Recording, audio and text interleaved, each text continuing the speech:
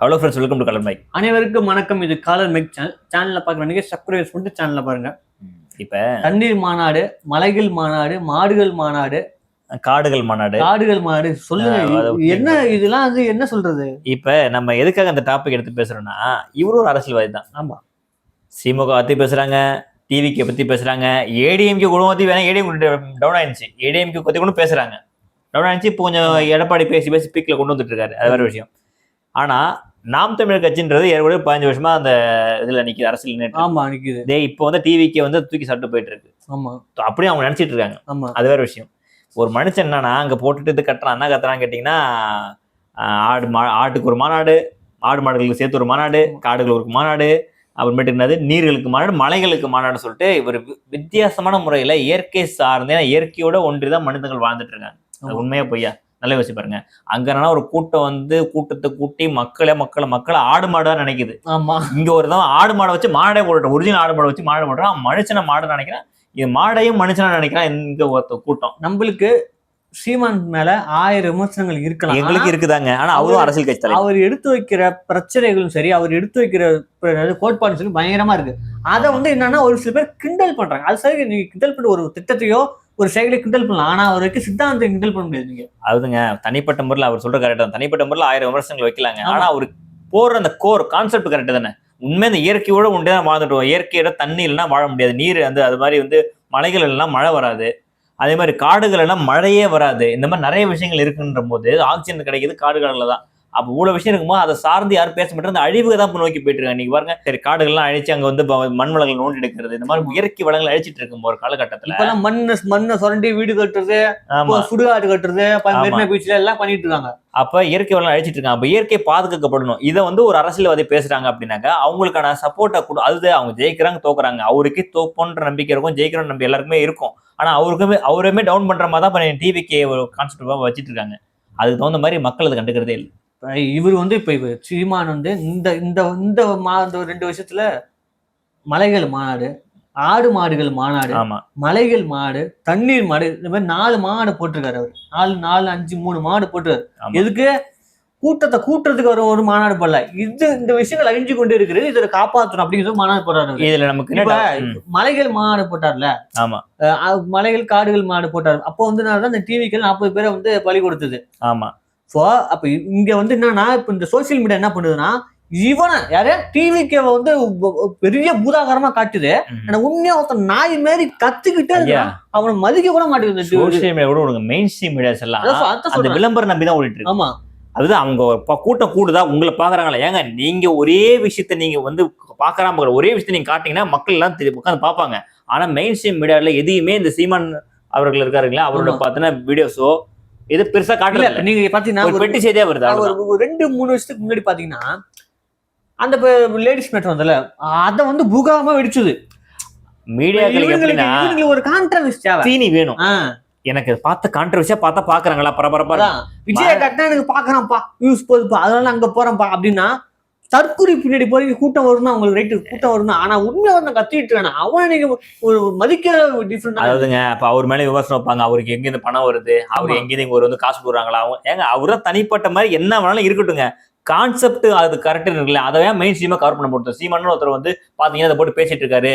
அதை வந்து எல்லா மீடியாலையும் பப்ளிஷ் பண்ணுங்க பண்ணலாமே. அவரும் 15 வருஷமா அரசியல் தான் இருக்காரு. 15 வருஷம் வந்து அரசியல் கண்ணுக்கு தெரியல. 5வது முளைக்கிறதுல 10-15 நாளைக்கு முளைச்ச காலம் மாதிரி இருக்கக்கூடிய ஒரு அரசியல் அது வந்து பெருசா தெரியுது உங்களுக்கு. அவரு சொல்றாரு 86,000 ஓட்டை நாங்க தான் வாங்க போறோம்னு. யாரு அவரு அதான் 86 அதே போதும். இவனுங்க இந்த டிவி கட்சியில இருக்குன்னு சொல்றாங்க. ஒரு தலைவன் ஒரு வீடியோ போடுறாப்புல, எப்படின்னா சாரை எதிர்த்து போடுறாப்புல. அது எதிர்த்து போடுறவன் தெளிவா எங்க போறானா, லாஸ்ட்ல பார்த்தா அந்த சாருக்கு ஆதரவா பேசுற மாதிரி அவர் பேசிட்டு போறாரு. இது வந்து நான் சொல்றேன், ஒரு தலைவனுக்கு நம்ம எது பேசணும் சிந்திச்சு சரியா பேச தெரியாதவன் எப்படி தலைவன்? அவர் கடிதம் எழுதினாரு பாத்தீங்களாங்க, அது மாநில தேர்தலையே கடிதம். ஏன் அது மத்தியில இருந்து வந்திருக்கு, எலெக்ஷன் கமிஷன் ஆஃப் இந்தியால இருந்து வந்திருக்கு. அங்க கடிதம் சொன்னா நீ மாநிலத்துல உட்காந்து பேசிட்டு இருக்க. டிவிக்கு இருக்க தற்கொலைகளுக்கு ஒண்ணுதான் தெரியும். ஒன்னு டிவிக்கு அது ஒரு தற்கொலை, ஒன்னு டிஎம்கே இது ஒரு தற்கொலை. 2 தற்கொலையும் சேர்ந்து நாசம் பண்ணுது. அதெல்லாம் இல்லைங்க. இன்னொரு விஷயம், ஒரு சின்ன கான்செப்ட் சொல்லிடுறேன் இதுல. ஏன்னா அவரை பத்தி பேசணும், இவரை பத்தி பேச நினைக்காதீங்க. என்னன்னா இப்ப வந்து இவங்களுக்கு டிவிக்கு காரங்களுக்கு மட்டும் தான் ஓட்டடி லிஸ்ட் வரலையா? அட பைத்தியக்கார பசங்க என்ன எங்க வீட்டுல இருக்கும் 4-5 பேருக்கு வரலைங்க. என்ன காரணம் லிஸ்ட் கொஞ்சம் கொஞ்சம் மாறி இருக்கு.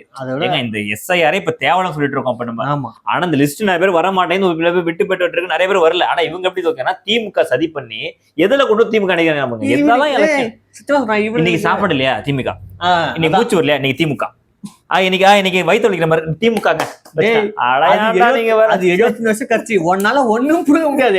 நீ போய் என்ன வேலையை பண்ணும் மக்களுக்கு என்ன தேவை. இதை பாருங்க இப்ப சிஎம் எப்ப எதுக்கு சிஎம் பத்தி பேசுறோம்னா இப்ப இவங்க திமுக குறை சொல்லிட்டு இருக்காங்க. அங்க ஒரு மனுஷன் பாத்தீங்கன்னா சம்பந்தமே இல்லாம நல்ல விஷயங்களை பத்தி பேசிட்டு இருக்கான். ஆனா அவனை அந்த ஆளு கண்டுக்கவே மாட்டீங்க நீங்க. நம்ம சீமான வந்து என்ன சொல்றேன், எல்லாம் இவர் வந்து வாயில பொய் சொல்றாரு. இப்ப பேசுறதெல்லாம் துபாக்குரு.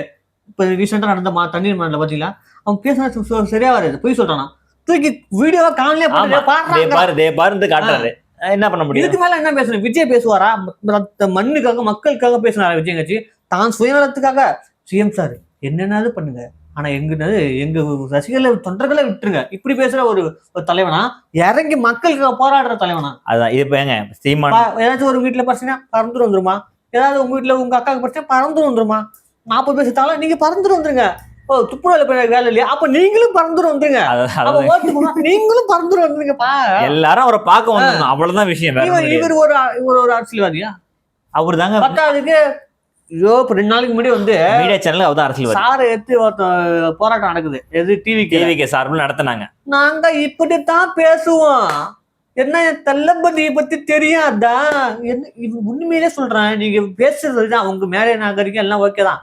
பேசுற கொஞ்சம் உருப்படியாவும் புரியுற மாதிரி அடிப்படை அறிவோடு பேசுவாங்க. தலைவர் மாதிரி ஒரு சீட்டை எழுதி அவரை ப்ரமோட் பண்றதுலயே அவங்க கட்சியோட வேலை இருக்கு. அது அவருக்கு ப்ரமோஷன் தேவைன்னு சொல்லிட்டு இவங்க ப்ரமோட் தான் பண்ணிட்டு இருக்காங்க. அது வந்து 100 கோடி படம் எடுத்தா அது எப்படி விக்கலான்னு பாருங்க. அந்த மாதிரி அரசியல் எப்படி விக்கலாம், கூவி ஒரு படம் இருக்கு, பல படம் இருக்குது. அந்த படத்தை வந்து 2024 எப்படி விக்கலாம் இத. இப்ப கம் டு தி டாபிக்ன்ற மாதிரி இப்ப சீமான் இருக்காரு இல்லையா, சீமான் சார் இருக்காரு இல்லைங்களா, அவர் என்ன பண்றாரு இப்போ வந்து உங்க மக்கள் கான்செப்ட் ஒரு சில பேர் தப்பா நினைச்சிட்டா தப்பான இருக்கட்டுங்க.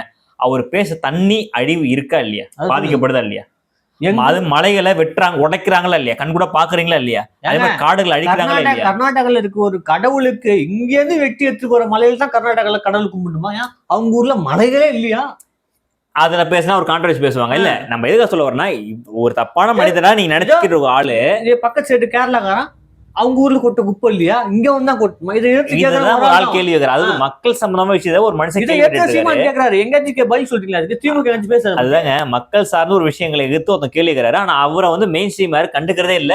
அவர் இன்னைக்கு காலகட்டத்துல பாத்தீங்கன்னா நல்லா பீக்ல இருந்தாரு. இந்த டிவிக்கு கட்சி உள்ள வந்த உடனே பாத்தீங்கன்னா ஒரு பீக் கொஞ்சம் கொஞ்சமா ஆனா ஒண்ணு டவுன் ஆகல. இவங்க டவுன் ஆன மாதிரி ஒரு பிம்பத்தை கிரியேட் பண்ணி வச்சிருக்காங்க, அவ்வளவுதான். ஆனா கொள்கைகளை போற கட்சி கொள்கைக்கு ஓட்டு போட்டுதான், நம்ம யாருமே சொல்ல முடியாது. அது டிவிக்கு கொள்கைக்கு போறதுதான். என்ன கொள்கை இருக்கு, சும்மா தேவையெல்லாம் பேசிட்டு இருக்காதீங்க. இதுதான் போவதுக்கு நான் தமிழராவது கொள்கை வச்சு வராங்க, கொள்கை வச்சு வராங்க. நான் தமிழ் டிஎம்கே ஒரு கொள்கை இருக்கு, இவங்க கொள்கை டிவி கொள்கை இல்ல. அது என்ன எல்லாம் காப்பி கொள்கை இவங்கள்ட்ட இருக்காரு. அப்ப நாளைக்கு ஒன்னா பேர் மிக்ஸ் பண்ணி கொள்கை ரெடி பண்ணிட்டு இருக்காங்க. ஷீட் இவரு லைலா மணி பேசின இடையில கொள்கை புத்தகம் ரெடி பண்ணிட்டு இருக்காங்களாம். ஏன்னா இவங்கள்ட்ட என்ன இருக்கு, இந்தா இவன்ட்ட ஒரு காப்பி, இந்தா இவன்ட்ட ஒரு காப்பி, இப்படியே போட்டு காப்பிட்டீங்க. உங்களுக்கு என்ன தேவையோ ஒரு கொள்கை நடப்பு தெரியுமா, நீங்க கொள்கை சொல்லிதான் அரசியலே இறங்கணும். விஜயகாந்த் இறங்கினா தெரியுமா, இவ்வளவு பிரச்சனை நடக்குது, ஊழல் நடக்குது, ஊழல் தான் ஒரு கொள்கையா வச்சிருந்தாரு. விஜயகாந்தே ஒரு சில முடிஞ்சு போய் அவர் போய் கூட்டணி கட்சி போயிட்டாரு. அதுங்க நீங்க வரீங்க, நீங்க வந்து ஒரு இடத்துக்கு போறீங்கன்னா நீங்க ஒரு கொள்கையோட இறங்குவீங்க. நான் இதாங்க வந்தா செய்ய போறேன், அந்த கொள்கையா உங்களுக்கு தெரியல, கேட்டா அதுக்கு புத்தகம் ரெடி பண்றாங்கன்னா அவங்கள்ட்ட கன்சல்ட் பண்ணி அதெல்லாம் கொடுமை இல்ல. பிரசாந்த் நீல வந்தாரு பாத்தீங்களா, தோத்தாரு பாத்தீங்களா பீகார் எலெக்ஷன்ல. இல்ல அவத்தை நம்பி தான் இப்ப கட்சி ஆரம்பிச்சிருக்காரு, வேற ஒன்றும் இல்ல. ஆலோசகரே பிரசாந்த் கிட்ட தோத்துருக்கா தெரியும், அவருக்கு மறுநாட்டி அவங்க ஊர்ல விழுறப்ப இப்ப அவர் ஆலோசனை கிட்டு வர்றாரு. இப்ப என்ன பண்ண போறாரோ தெரியல, என்ன ஆட்டி அப்படின்ற மாதிரி ஆயிடக்கூடாதுன்னு நினைக்கிறோம். தற்குறிகளுக்கு ஒண்ணும் தெரியாது, தற்குறி இருந்து போகுது. ஆனா எங்களை பொறுத்த வரைக்கும் இந்த மக்களையும் மண்ணை நேசிக்க ஒரே ஆள்லாம் சீமான் தான். நாங்க சீமானுக்கு ஆதரவா சொல்லிட்டு போ, எங்களுக்கு ஒரு பிரச்சனை இல்ல. எவன் நல்லது செய்யறான் எவன் கெட்ட இதெல்லாம் பார்த்து நம்ம தெரிஞ்ச ஓட்டு போடணும். இன்னைக்கு நம்ம ஆதரவா பேசுற மாதிரி தெரியும், நாளைக்கு சீமான ஒரு வந்து ஒரு கான்ட்ரவர்சியா வச்சு பேசுறோம்னா அவருக்கு எதிராக பேசதான் செய்வோம். ஏன்னா நாங்க எப்படி பேசுறோம்னா நம்ம மக்கள் நிலை எப்படி நல்லதுன்றதை பிரிச்சு அனலைஸ் பண்ணி நாங்க பேசிட்டு இருக்கோம். மனுஷன் 15 வருஷமா கத்திட்டு இருக்காரு, அவர் கெட்டதுன்றது மட்டும் தான் உங்களுக்கு போர்ட்ரேட் பண்றாங்க. அவர் செய்யற நல்லது உங்களுக்கு சுத்தமா தெரியாம, நல்லதா அப்படின்னா மக்கள் விஷயம் பேச தெரிய மாட்டேது.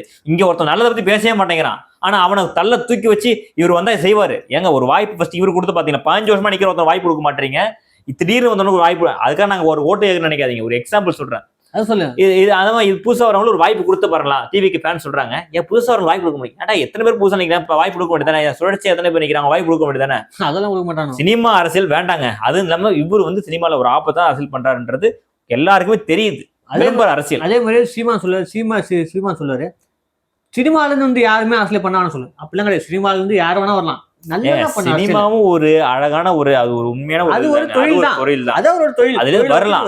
ஆனா வர்றவங்க தகுதியா இருக்காங்க. அதுதான் மேட்டர். நீ எதுல இருந்து வேணா அரசியல் பண்ணு, ஆனா தகுதியா தரமா பண்ணல. நீ என்ன டெடிகேஷன் பண்ற, மக்களுக்கு என்ன செய்யற, என்ன செஞ்சு இருக்கு அப்படின்றதான் பொறுத்துதான் அரசியல் இருக்கு. விஜயகாந்த் வந்தாரு, ஆரம்பத்துல இருந்து அவர் செய்ய ஆரம்பிச்சிட்டாரு. விஜயகாந்த் கம்பேர் பண்றவங்க உங்க தகுதி கிடையாது, விஷயம் கம்பேர் பண்ணி பேசாதீங்கன்றது எங்களுடைய கருத்து. இப்ப இதுல இருந்து நாங்க என்ன சொல்ல வரோம்னா, எல்லா கட்சிக்கும் உங்களோட சோசியல் மீடியா வந்து ஃபோக்கஸ் பண்றீங்க. இப்படி ஒரு ஆளு இந்த மாதிரி பேசிட்டு இருக்கு, அதையும் நீங்க வெளில கொண்டு வாங்க. ஏன்னா ஒரு ஒரு கற்பனை பிம்பத்துல வாழ்ற ஒரு கூட்டத்தை பின்னாடியே போறதுக்கும் அது உண்மையாக கத்துறானே அவனையும் நீங்க பாருங்க அப்படிங்கிறது நம்ம ஊடகங்களுக்கு என்ன பொறுத்த வரைக்கும் சொல்ற வேண்டிய கருத்து. நம்ம ஆமா, நம்மளை பொறுத்த வரைக்கும் பாத்தீங்கன்னா விஜய கம்பேர் சீமன் மேலதான் இருக்காரு. ஆமா, எல்லா கொள்கையிலும் சரி, கருத்து. ஆமா, அவர் தனிப்பட்ட முறையில என்ன வேணா, அவர் எப்படி பணம் வருதெல்லாம் கேட்கறதெல்லாம் 1000 கூட்டம் இருக்கு. ஆனா அதை கேட்க வேண்டிய கூட்டம் இவர் நல்லதா ஒரு விஷயம் பேசுறாரு, அதையும் கேட்க மாட்டேங்கன்றத எங்களோட விஷயம். ஏன்னா இவருக்கு கொள்கையே இல்லை, இவர் ஏதோ ஒரு கொள்கையை தூக்கி பிடிச்சிருக்காரு. அப்ப இவங்களையும் ஸ்ட்ரீம் பண்ண கண்டுங்கன்ற திமுக கூட இவங்களையும் கம்பேர் பண்ணி பேசலாம், தப்பு கிடையாது. திமுக எதிர்த்து வரவங்க எல்லாருமே எதிர்த்து வரும். நாளைக்கு இவரே கூட கட்சியை தொடங்கலாம். எக்ஸாம்பிள் சொல்றோம், நாங்க தொடங்கும் போது கிடையாது, நாங்க ஒன்றும் விஜய் கிடையாது இல்ல, பவர் தந்தத்தை கூட தொடங்க முடியும் கட்சியே தேவையில்லை. அதனால எல்லா ஸ்ட்ரீம் மீடியாவும் இவரையும் கவர் பண்ணுங்க, நல்ல விஷயங்களை மக்கள்கிட்ட கொண்டு போய் சேருங்க. சும்மா விளம்பரத்தை எப்ப நான் வந்துட்டேன்ற பேர்ல வேணாம். நன்றி, வணக்கம். தொடர்ந்து எங்கள் சேனலுக்கு ஆதரவு கொடுங்க. இது போல விஷயங்கள் ஏதாவது பேசணும்னு சொன்னீங்கன்னா கீழே கமெண்ட் பண்ணுங்க. இதை பற்றி கருத்து உங்களுக்கு சொல்லுங்க. மக்களுக்கு இடையே பயணம் தொடரும். அதே மாதிரி கமெண்ட்களை கொஞ்சம் தமிழ்ல பண்ணுங்க, எல்லாம் இங்கிலீஷ்ல பண்ணுங்க. எங்களுக்கு இங்கிலீஷ் வந்து ரொம்ப கஷ்டமா இருக்கு படிக்கிறது, அதையும் பார்த்துக்கோங்க. நன்றி, வணக்கம்.